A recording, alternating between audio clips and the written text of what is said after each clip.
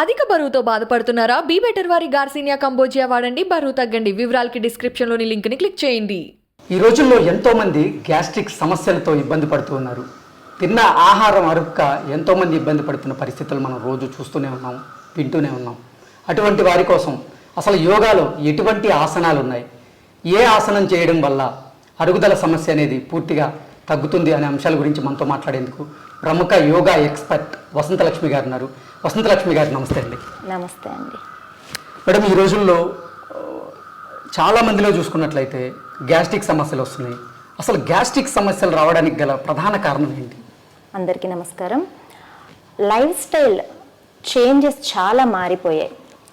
Gastric issues అంటే ఒకప్పుడు ఎలా ఉండేది అంటే కొంచెం ఏజ్ ఎక్కువైన తర్వాత 40 ఇయర్స్ కానీ 50 ఇయర్స్ తర్వాత గ్యాస్ట్రిక్ ఇష్యూస్ వచ్చేటివి. అది కూడా ఎలా వచ్చేటివి, డైజెషన్ సిస్టము యాక్టివేషన్లో ఉండదు కాబట్టి కొంచెం కారం తిన్నా అలా కొంచెం స్పైసీ ఫుడ్స్ తీసుకున్నప్పుడు గ్యాస్ట్రిక్ ఇష్యూస్ అనేటివి వచ్చేది. ఇప్పుడు అలా ఏం లేదండి. 20 ఇయర్స్ ఈవెన్ మనం బిలో 20 ఇయర్స్ తీసుకున్నా సరే గ్యాస్ట్రిక్ ఇష్యూస్ వచ్చేస్తున్నాయి. లైక్ కొద్దిగా తిన్నా సరే బ్లోటింగ్ అన్నమాట, లేదు అంటే మోషన్ సరిగా రాకపోవడం, కాన్స్టిపేషన్ ప్రాబ్లమ్స్, ఇండైజెషన్ సరిగా అరగదు, ఆకలి వేయదు. ఈ ఇష్యూస్ అన్నీ మనము చిన్న ఏజ్ నుంచి చూస్తున్నాం. దీనికి రీజన్స్ ఏంటి అంటే ఫస్ట్ మనకి unhealthy food habits, food timings change అయిపోవడము, ఏది తినాలి, ఎంత తినాలి, ఏ టైంలో తినాలి అన్నది తెలియకుండా ఉండడం. మొదటగా తీసుకున్నాము అంటే ఏది తినాలి, ఎలాంటి ఫుడ్ మన బాడీకి సెట్ అవుతుంది అన్నది తెలుసుకుని తింటూ ఉంటే మనకు ఈ గ్యాస్ట్రిక్ ఇష్యూస్ రాకుండా ఉంటాయి.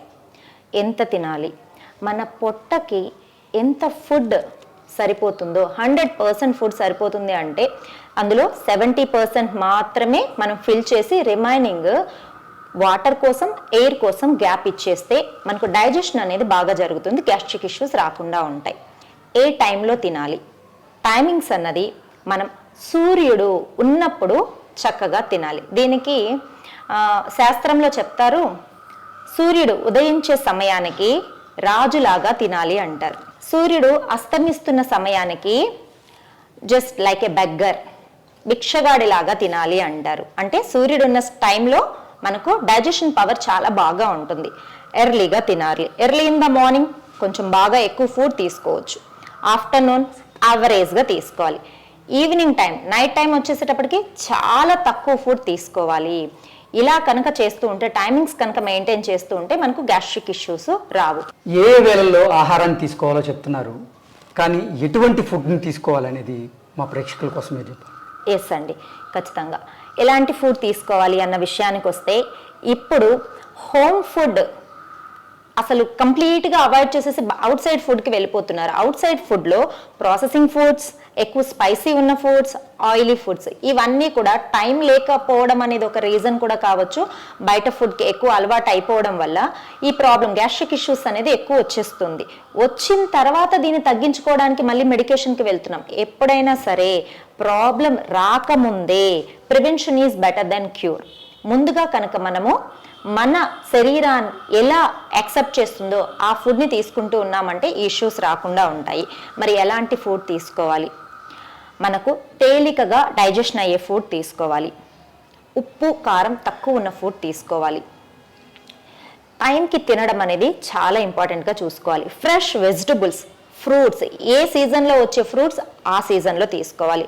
ఫ్రెష్ వెజిటబుల్స్ లైక్ ఇప్పుడు వండామనుకోండి, వండిన 1-2 అవర్స్లోగా మనము తినేసేయాలన్నమాట. దానిని 3 అవర్స్, 4 అవర్స్, 6 అవర్స్ ఇలా మార్నింగ్ వండింది ఆఫ్టర్నూన్ కానీ ఈవినింగ్ కానీ తీసుకుంటూ ఉంటే వాటిలో పులుపు తత్వం అనేది వచ్చేస్తూ ఉంటుంది. ఫర్మెంటేషన్ జరుగుతుంది కొన్ని ఫుడ్స్లో. దానివల్ల మనకు గ్యాసెస్ అనేది ఎక్కువ రిలీజ్ అవ్వడము, కడుపులో మంట రావడము, తేన్పులు రావడము, ఇండైజెషన్ ప్రాబ్లమ్స్ రావడము జరుగుతూ ఉంటుంది. సో ఎప్పటికప్పుడు ఫ్రెష్ ఫుడ్, అది కూడా హోమ్ ఫుడ్, చాలా తేలికగా ఉన్న ఆహారం తీసుకుంటే ఆరోగ్యం చాలా బాగుంటుంది. ఓకే వసంతలక్ష్మి గారు, అంటే అసలు గ్యాస్ సమస్యలు నివారించాలన్నా, అలాగే అరుగుదల సమస్యలు నివారించాలంటే ఎటువంటి ఆసనాలు ఉపయోగపడతాయి? ఎస్ అండి, యోగా మనకు ఆరోగ్యాన్ని ప్రసాదించడానికి ఒక మంచి వరం.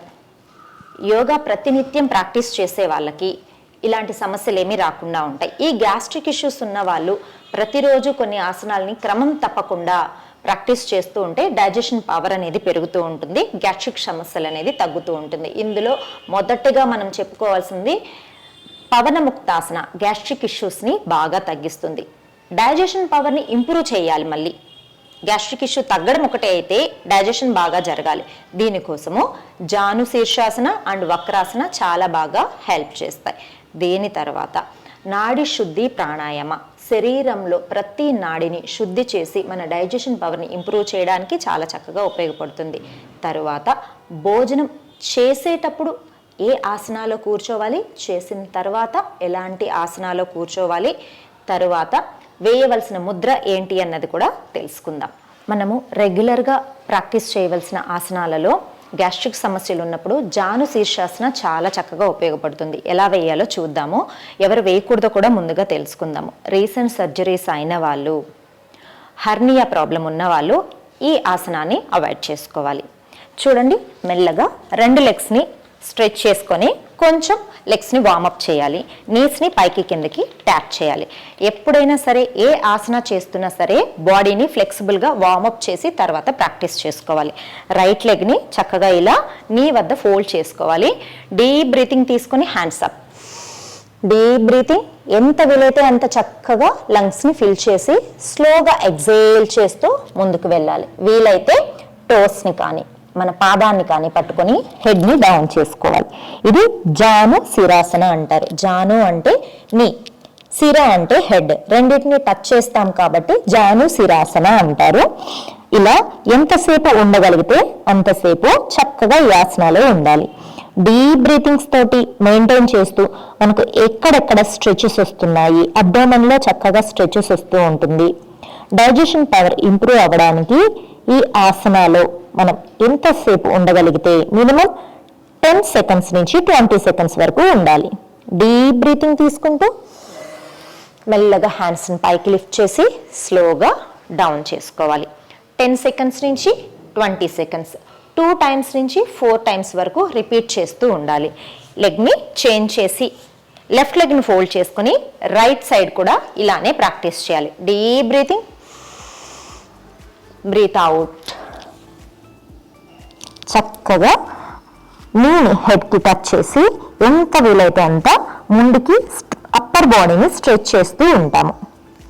రిలాక్సింగ్గా డీప్ బ్రీతింగ్స్ తీసుకుంటూ మన పొట్టలో జరుగుతున్న చర్యలను గమనిస్తూ ఉండాలి. Deep inhalation, exhale slowly. ఇలా చక్కగా 2 సైడ్స్ ప్రాక్టీస్ చేసిన తర్వాత కాళ్ళ మధ్యలో కొంచెం గ్యాప్ ఉంచుకొని రిలాక్సింగ్గా స్థితిలో దండాసనాలో ఇలా రిలాక్స్ అవ్వాలి. Then slowly come to centre స్థితి. ఇప్పుడు మనం చేసిన జాను శీర్షాసన ప్రాక్టీస్ వల్ల డైజెషన్ పవర్ అనేది చక్కగా పెరుగుతుంది.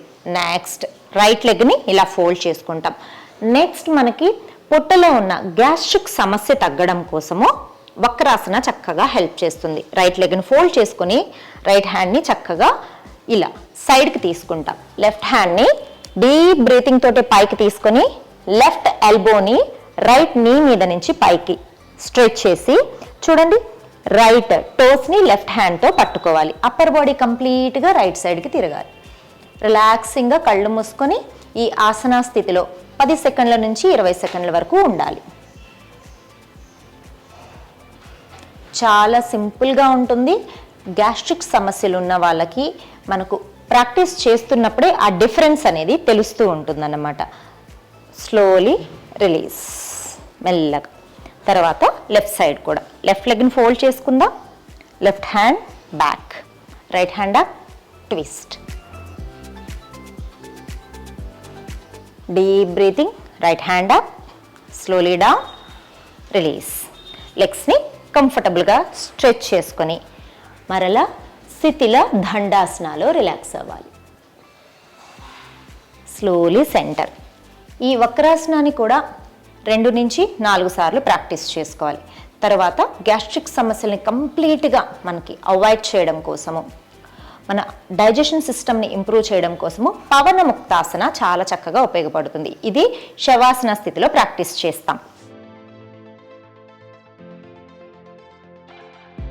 శరీరం పూర్తిగా రిలాక్స్ అయిన తర్వాత మెల్లగా చూడండి రైట్ లెగ్ని పొట్ట మీదకి ఇలా నీని ఫోల్డ్ చేసుకొని గట్టిగా ప్రెషర్ ఇచ్చి హెడ్ని లిఫ్ట్ చేసి నీకి టచ్ చేస్తాం. రిలాక్స్ చేస్తూ డౌన్ చేస్తాం. తర్వాత లెఫ్ట్ సైడ్ పొట్ట మీదకి ప్రెషర్ ఇచ్చి మెల్లగా హెడ్ని పైకి లిఫ్ట్ చేయండి. డీప్ బ్రీతింగ్ తీసుకుంటూ ఎక్సేల్, రిలాక్స్. మరలా ఇంకొకసారి ఇలా. మొదటగా మనం అర్ధ పవన ముక్తాసన రైట్ లెగ్ తోటి ప్రాక్టీస్ చేస్తున్నాం. ఇలా 10 సెకండ్స్ నుంచి ఒక 20 సెకండ్స్ వరకు ఉండాలి. రిలాక్స్ చేస్తూ హెడ్ డౌన్ చేద్దాం. రిలీజ్. తర్వాత లెఫ్ట్ సైడ్ రిలీజ్. ఇప్పుడు పూర్తిగా పవన ముక్తాసనాన్ని ప్రాక్టీస్ చేస్తాం. 2 నీస్ని పొట్ట మీదకి తీసుకుంటాం. హెడ్ని పైకి లిఫ్ట్ చేసి రిలాక్స్ చేయాలి. ఈ పొజిషన్లో మినిమము 10 సెకండ్స్ నుంచి 20 సెకండ్స్ వరకు పొట్టలో వస్తున్న వైబ్రేషన్స్ని గమనిస్తూ గ్యాసెస్ని బయటకి ఎలా రిలీజ్ చేస్తుందో శరీరం గమనిస్తూ ఈ ఆసనాన్ని ఆస్వాదిస్తూ ఉండాలి.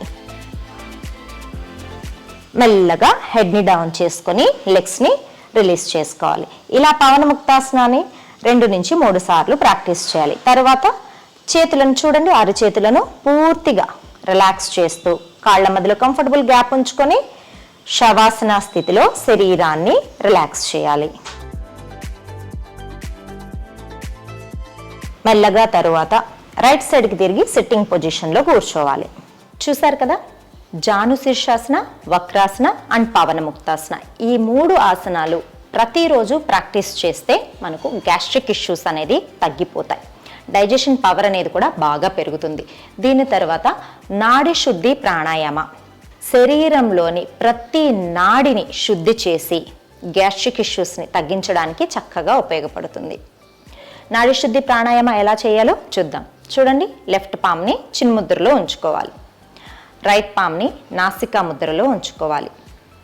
బ్యాక్ బోన్ని స్ట్రైట్గా ఉంచుకొని రైట్ నోస్ని క్లోజ్ చేసి లెఫ్ట్ నుంచి శ్వాస తీసుకుంటాం. లెఫ్ట్ నోస్ని క్లోజ్ చేసి రైట్ నుంచి శ్వాసని విడిచిపెడతాం.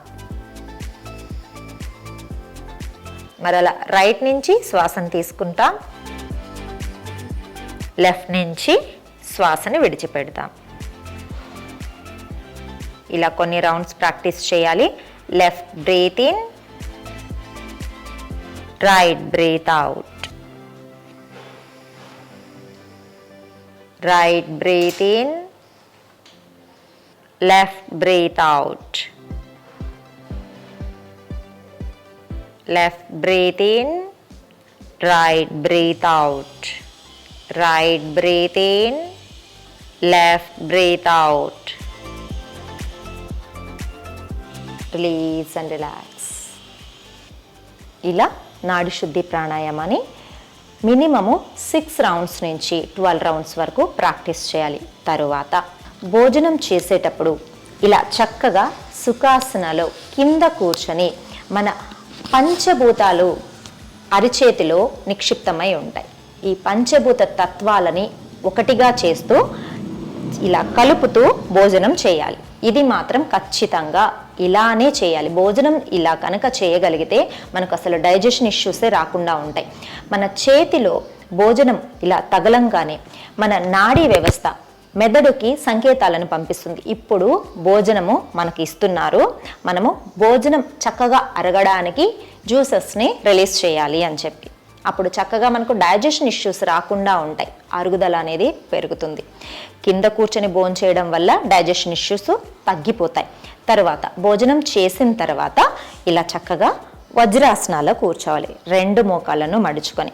మోకాళ్ళ నొప్పులు ఉన్న వాళ్ళైతే మోకాళ్ళ కింద మెత్తగా బెడ్షీట్ కానీ టవల్ కానీ లేదు అంటే పిల్లో కానీ ఉంచుకొని కూర్చోవచ్చు. భోజనం చేసిన వెంటనే ఇలా వజ్రాసనాల్లో కూర్చొని అపాన ముద్ర, ఇలా అపాన ముద్రను కనుక 5 నుంచి 10 నిమిషాలు ఉంచగలిగితే కంప్లీట్గా గ్యాస్ట్రిక్ ఇష్యూస్ కావచ్చు, డైజెషన్ ఇష్యూస్ కావచ్చు, తగ్గిపోతాయి. గ్యాస్ట్రిక్ సమస్యలను నివారించడానికి అలాగే ఏ సమయాల్లో ఎటువంటి ఆహారాన్ని తీసుకోవాలి అని మా కోసం చాలా చక్కగా వివరించారు. ధన్యవాదాలు. నమస్తే.